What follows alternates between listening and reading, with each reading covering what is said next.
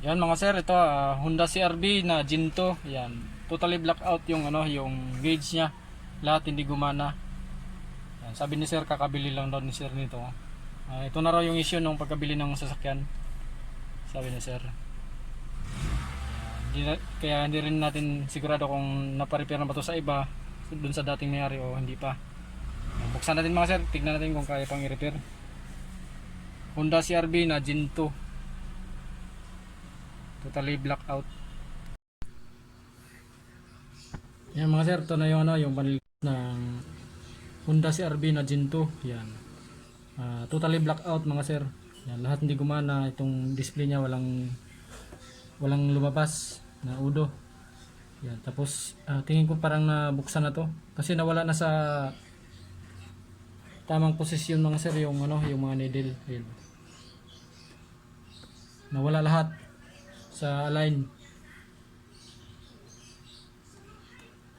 Buksan natin mga sir, tignan natin kung kaya pang i-repair to. Kasi parang nabuksan na pala sa dati to.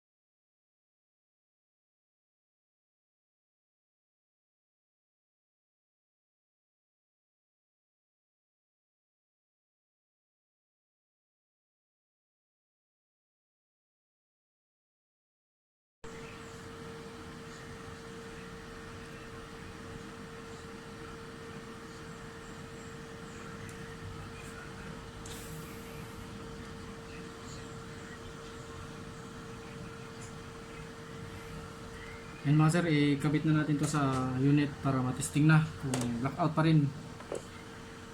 Honda CR-V mga sir, ang issue nito totally blackout yung panel gauge. Testing na natin to mga sir. Yan mga sir, ito na yung panel gauge ng Honda CR-V. Yan. Totally blackout mga sir, ngayon okay na siya. Yan. RPM, gana. Temperature yan, unti-unti nang umangat sir yung temperature. Tapos fuel yan, marami pa naman palang fuel sir. Odo, gana na rin. Alin ba yung ilaw sir na sabi mo wala dito sa Yung gear? drive pababa? Yung drive? Paano ba to sir? Yan, preno mo lang. Tapos Baba mo lang. Ikaliwa mo ko. Yan. Tapos baba? Pundi talaga sir.